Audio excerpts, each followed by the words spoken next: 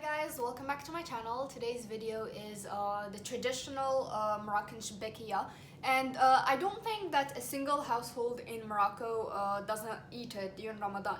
And whether you make it or you buy it, it's still a staple in the Moroccan iftar table. As much as harira or any other traditional Moroccan stuff, I guess.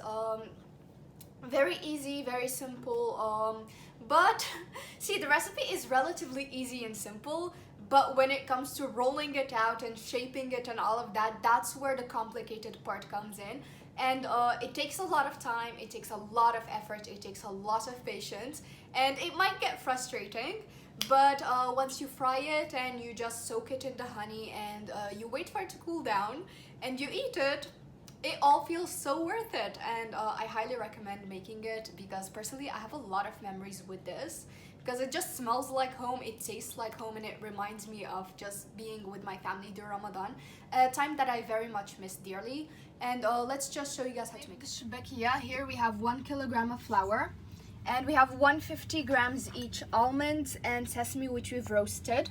We have a pinch of salt, we have a cup of olive oil mixed with regular oil, and this is the regular Moroccan cup used to measure any baked goods.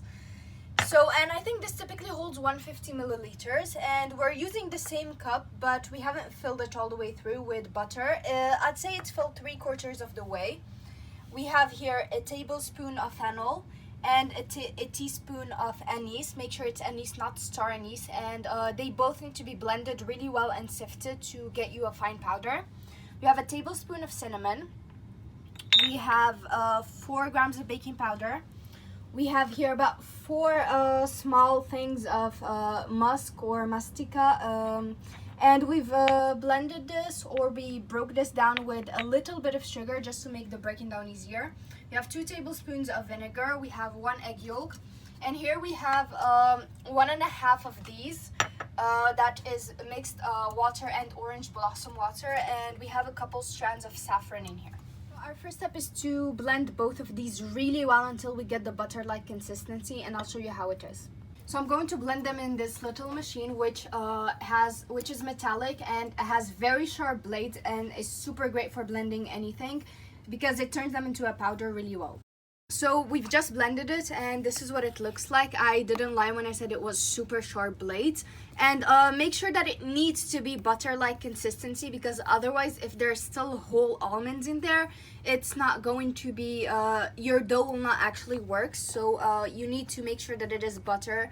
And we didn't even add anything to it. So we're going to repeat the same thing with the sesame, and I don't think you really need to clean your machine. So we're just going to add the sesame and blend it as well. We added our almond butter to the flour. So now that we've added both our sesame and almond butters to the mixture of flour, we're going to add in our other spices or ingredients. So we're going to add some salt. We're going to add the musk or mastica, depends on what you call it. I think it's also called gum because in Morocco we call it miska. So we're going to add our fennel as well, cinnamon, anise, butter, and lastly the oil. So now I've just mixed it around with the spoon, and now we're just going to apply the same technique we did with our couscous.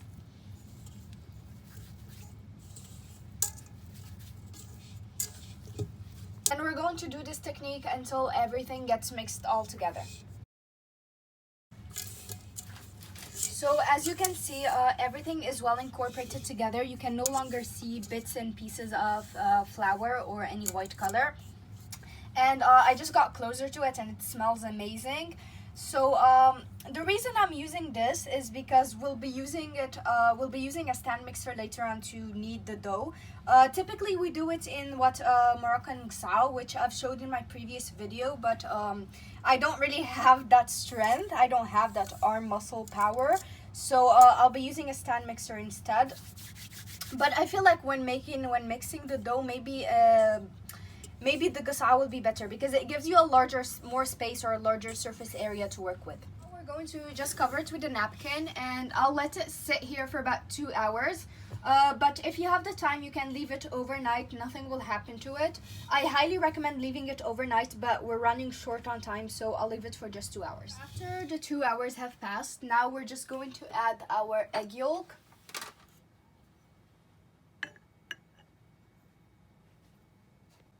Now we add the vinegar. And the baking powder. So before I get started, now we're just going to slowly add in our water plus orange blossom water. We're going to filter it from the saffron strands because we just needed the flavor or aroma, and we're going to add it slowly because we need the dough to be dense this time around. It needs to be dense, so we'll add it slowly to get the right consistency. So I finished kneading the dough, and I've split them into a couple of balls and I've put them in a Ziploc bag. Now we're going to cover them and we'll let them rest for about 10 minutes so that they're easier to shape later. So now we've moved spaces because we need a lot of space for this and the kitchen is quite small. So of course you spread it very thin. We're looking at this kind of thinness, so you can practically see the surface through. If you have this, use it. It works really well. If you don't, you can just use a rolling pin. It works just fine. And now you just take a cutter and you cut. You remove the excess dough. And this is done just to get precise results. Now we're going to start the cutting, and don't cut all the way through. So we're going to make about 5 cuts.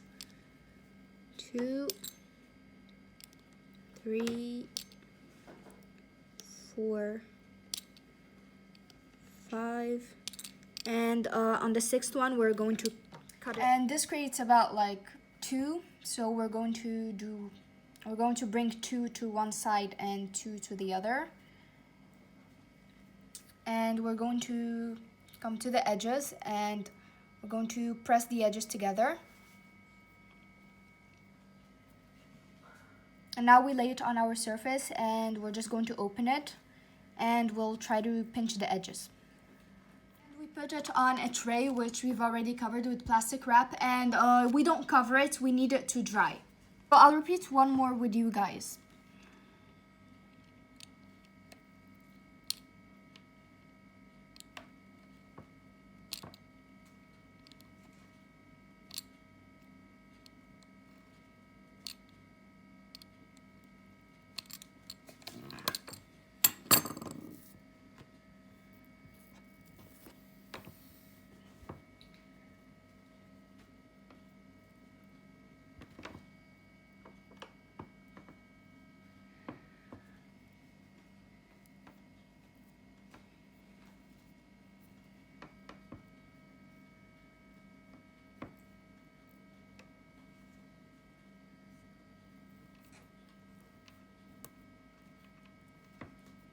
We're going to continue the same process until we finish all of our dough, which is a lot, so I don't think it's possible to film and make all of this at the same time. So after we finish the process with all of our dough, there's more than this obviously, but this is all that we could fit in this tray. So we're going to just let it dry for maybe about 30 minutes and then we can start frying them. So for our chebakia, we're going to do the same process that we did with our briwat and bligat. We're just going to fry them in hot oil, and we're going to once again soak them in honey. So once again, they've started to appear golden brown. So we're just going to put them into the cold honey and we're going to soak them. And this procedure applies for pretty much all of the honeyed sweets that are eaten during the Ramadan season in Morocco.